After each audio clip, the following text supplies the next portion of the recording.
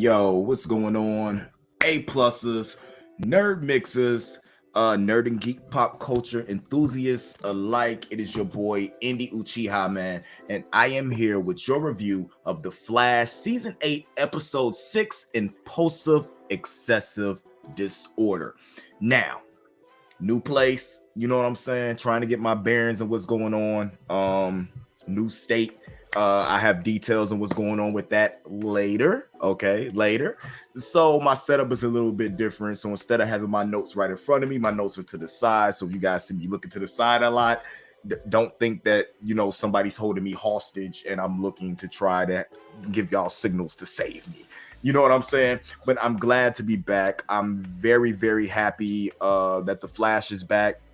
The Batwoman end of season wrap up for the last couple of episodes is coming later this week, and you will have an episode of Anime Assembled up tomorrow. That's right, your boy is back bringing you the content right here on A Plus Heel Report, where you can get all of your nerd and geek pop culture. I've been out for a minute with a injury, had to have surgery. I'm back at, I guess, 90%. It was really weird trying to perform after having surgery. As you guys know, music is out. I'm still out promoting hits. I'll be going on tour real soon. So stay tuned for that to see if I'm coming towards a town near you so we could chop it up and talk nerd and geek pop culture while listening to some incredible hip-hop music. But I digress as we get into this episode, which basically dealt with H.I.T.S and Bart. That's right, Impulse and H.I.T.S are back.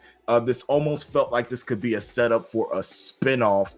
And when I say that, not just with Nora and Bart, but an interesting character that they brought in. Let me go a little bit into Avery Ho. Seems like she'll be a little bit of a love interest for Bart, but she might be the way to an end for the Flash. She's a intern at what was the name of that? Hold on. Excuse me. I'm jumping around in my notes. So I got to scroll down a little bit. She's an intern at Fast Track Labs. That's basically where Bart and Nora run into her when they're trying to stop the Royal Flush Gang. But the interesting thing about her is that she actually becomes a speedster that was trained by Barry. She got her powers after she was struck by lightning during a Speed Force storm. And that kind of played out in season 7 when you had that storm, because it'd be something where her powers have not activated yet. She was mentored by Barry before she decided to become the Flash of China. That's right. She ends up becoming the speedster in China, and that's what I love. I love her costume in the comics. We're gonna see if we can pull a little picture of that up right quick. Should have did this earlier, but you know me. Y'all know how I do. I do everything last minute anyway, so why not? Let's get a little picture of what she looks like when she's in her costume. I'm digging that a lot. I love the purple and the gold. You know what I'm saying? That's really ill to me.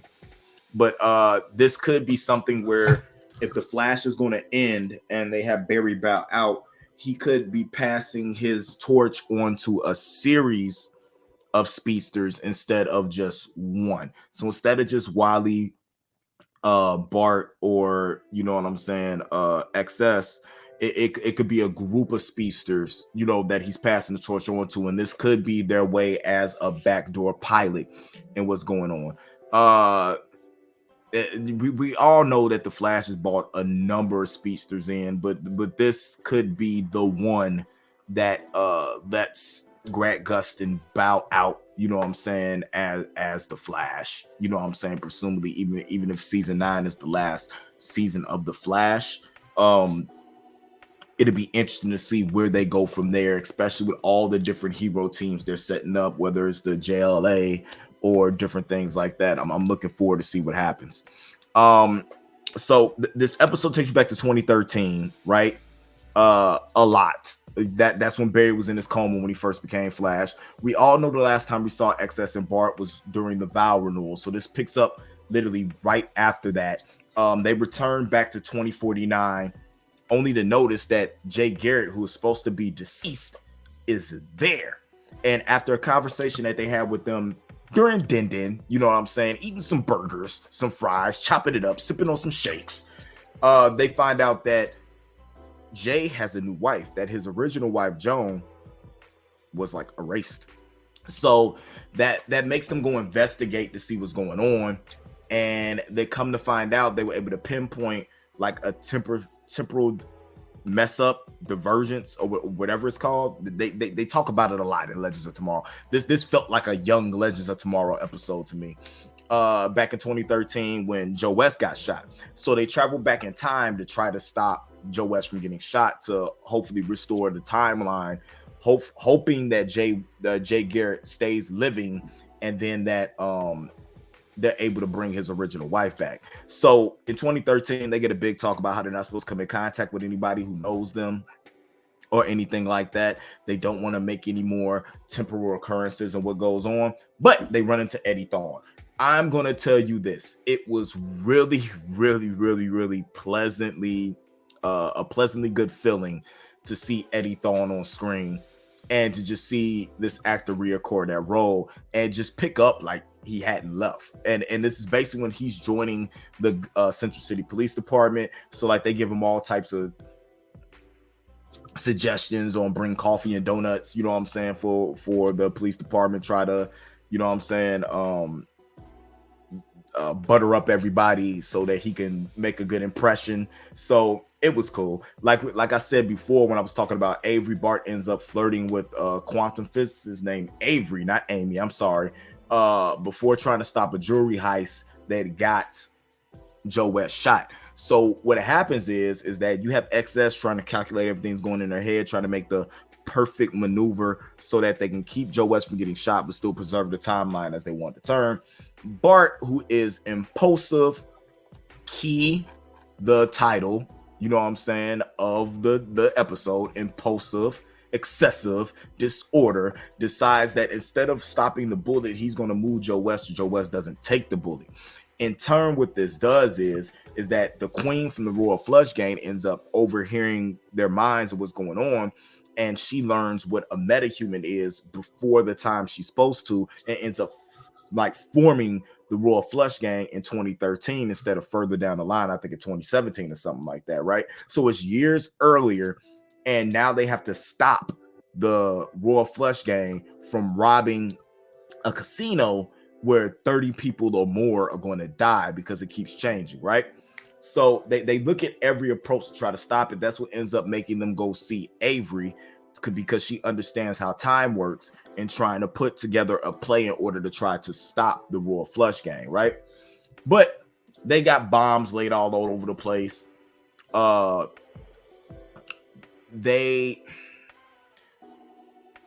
It's interesting the way this is set up, because this is really a Bart-esque episode of him trying to get over himself and getting over him not being good at his job or not being able to live up to his father's legacy, because he even visits his father in the hospital while he's in a coma and just talking to him, and it's a real good thing because you didn't get to see this development from Bart in the couple of episodes that we had him before. And so seeing where the character sits and what he's trying to do, especially when they're in the future and Jay Garrett is talking up how Bart was able to save him and keep him alive, and how he's such a hero like his father, and him knowing that though that may be something in the future, he's not quite there yet. So like after reviewing the security footage, that's when they noticed that they made the Royal Flush Gang form earlier than what they did. That's when Bart goes down that guilt trip, and that's when they decide to approach Avery for help to stop the gang without causing any additional temporal shifts, right? Avery figures out that in order to stop temporal shifts from happening, the heist needs to proceed, but Bart and Nora need to ensure that no casualties happen in the process. So in order to keep time from changing, let the heist go on, because the heist itself is already solidified, but you can save the people from dying in the process. That way you don't have to deal with that. So posing, they end up doing that. Bart's trying to like swift people away, but the World Flush Gang notices that there's people's missing and somebody's not gonna be there. So Bart puts on a casino manager costume and convinces the gang not to kill the hostages, while Nora like secretly moves around and she collects all the bombs. She ends up throwing them in the air, very reminiscent of her dad that were playing around the floor, while Joe tries to track down the Royal Flush Gang, right?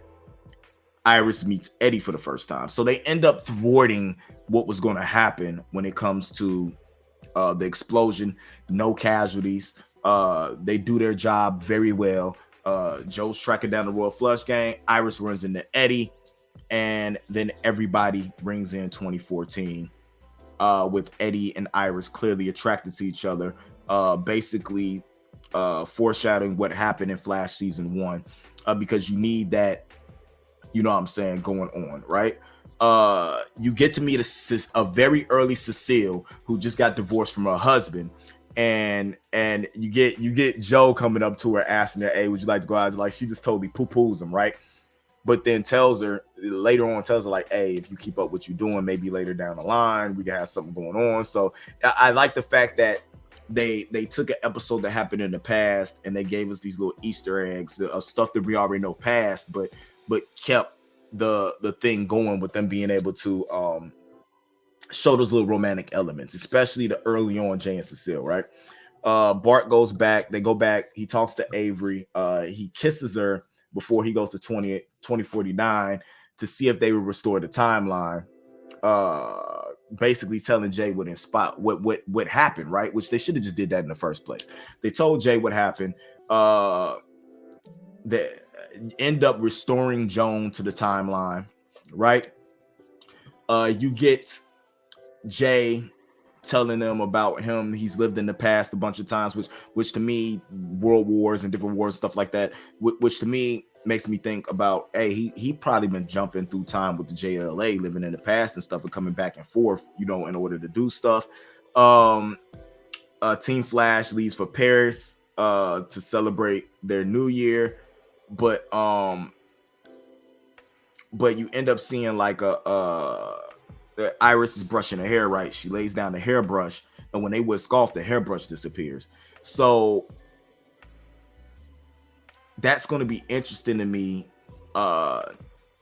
because it might be that the timeline isn't fully restored. There's something still wrong there. You know, it's a hint. You saw different stuff pop up when they were looking through like the articles and stuff. You saw Booster Gold for president. It might be a return of the reverse Flash, but seeing Booster Gold as president was hilarious to me. I can't wait to see if Booster Gold makes a future appearance. I love that character. So that's going to be pretty interesting what goes on. Hands down, it is a pretty decent episode, and what we got, especially return episode after hiatus. I was really interested in the fact that they decided to go with what felt like a built-in backdoor pilot. It's about the time episode 6. They normally say those for like 8, I think, or something like that. But I really enjoyed it. Jessica Parker Kennedy is amazing as XS. I'm really liking the young man playing Bart. I follow him on Instagram. Very interesting follow. He's got a lot of stuff going on. Everybody did their jobs with their job. The introduction to Avery Ho is pretty interesting too. I almost mistook her when I first saw her for Cisco's girlfriend. You know, they favor each other a little bit. But I really enjoyed this episode. Let me know what you guys thought in the comments below. Flash is back. You already know what it is. Team Flash, baby. Team Flash. Arrowverse for life. I can't wait till next week to see what pops off, and I can't wait just to talk to y'all about what's going on. So see you guys soon, and as always, make sure you follow, like, and subscribe. And man, make sure you check out the episode of A+, sponsored by A+ Hero Report and A+ Opinions. Make sure you check out Anime Assemble tomorrow. We got some big news on the Crunchyroll and Funimation merger, and a bunch of other stuff going on. All right. Again, you'll get the Batwoman stuff early next week. It's a crazy breakdown. I just did all the episodes that were left over together.